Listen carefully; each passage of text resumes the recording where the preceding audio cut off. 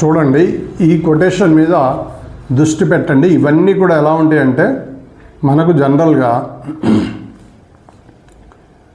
మన జీవితాన్ని ముందుకు తీసుకెళ్ళటానికే ఉపయోగపడతాయి. Everyday comes a new challenge in front of me and I love to say that this change is nothing but my desires more than this. అంటే దీన్ని తెలుగులో మనం ఎలా చెప్పుకోవచ్చు అంటే, ప్రతిరోజు నా ముందు ఒక కొత్త సవాలు వచ్చి నిలుస్తుంది. అలా చెప్పడం నాకు ఎంతో ఇష్టం. ఈ మార్పు మరేమీ కాదు, నా గాఢమైన కోరికకు ప్రతిరూపం మాత్రమే.